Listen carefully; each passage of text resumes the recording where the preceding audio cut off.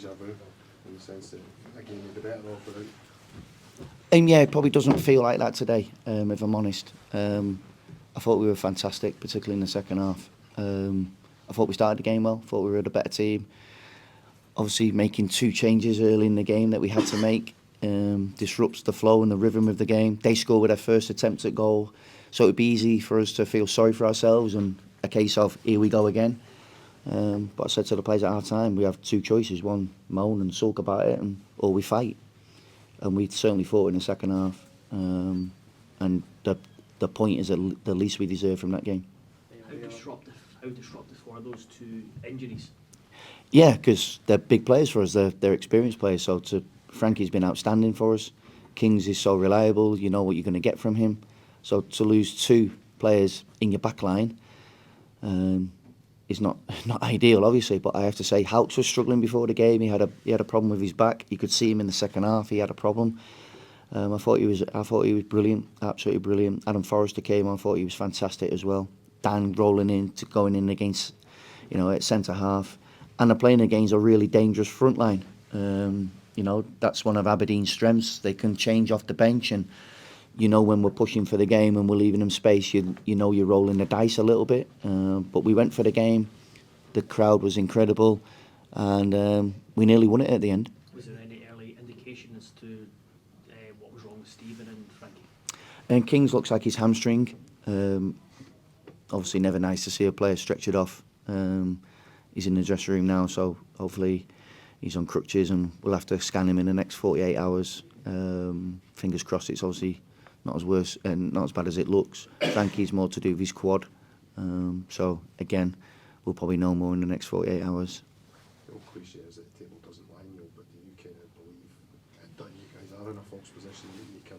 Well, it won't lie at the end. It won't lie at the end of the season.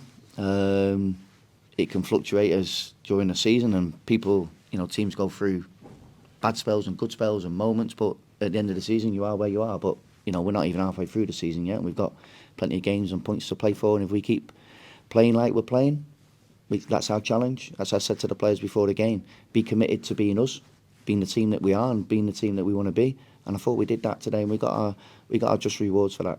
A word on Musa, Neil. How good was he today, in your opinion? Yeah, I thought he was brilliant. Yeah, I really enjoyed watching him play. I thought he brought something different to the front line, physicality and a bit of size and strength, and he tired obviously, and that was another problem. When you made 2 stoppages in the first half, you've only got 1 left, and then obviously we're looking to try and change the game, and we know Musa might tire, which he did, but generally I thought his all-round performance and contribution to the team today was fantastic. Is he a big part of your plans heading forward? If he keeps playing like that, yeah. The players need to do their talking on the pitch. That's where they make the decisions for me. So Musa's made the decision for me. He's come on, he scored last week, he's done well in training. So they make my job easier sometimes. And Musa's making my job easier at this moment in time. Lawrence will obviously have had a difficult few days. How big a decision was it to keep faith with him? How pleased were you with the performance? Yeah, no, easy decision really. Spoke to him yesterday, gave him 24 hours to clear his head.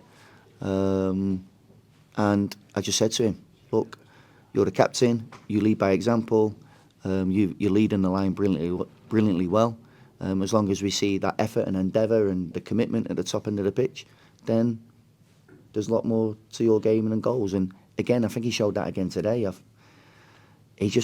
think Devlin, I don't know, he got an unbelievable block, and some things just didn't drop for him. And at the end, when it falls for him for that volley, he's well capable of scoring that. And sooner rather than later, I'm absolutely confident he'll hit the back of the net. How is he in himself, given what happened on Thursday night? Was he okay? Do you have any concerns about just his mindset, if you like?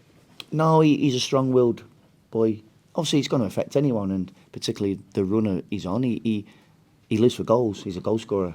But I've not detected any sort of. Again, he could feel sorry for himself in this situation, and he's just got to. It's a real test for him. But he'll come through it, and he'll get our support, and that's what you do when you care about the people around you. We talk about the Hearts family. Well, you look after your family when they need you. Devlin and Benny put in a hell of a lot of work. Yeah. Is the decision just not to play voting around freshness? Yeah, pretty much. Yeah, Miles, I think, started every game since I've been here, possibly, I think. I think Cammy's been excellent recently. And Benny, yeah, he put a real shift in against Celtic, so it was always sort of the plan to rotate them for during the the games this week. I think we made 5 changes today for this game. And by the end of the game, you couldn't tell that we played on Thursday night. I thought our commitment and our energy right to the end of the game was outstanding. Okay, guys. Thank you. Cheers, guys. Are you in the market to buy a car? Click the link below.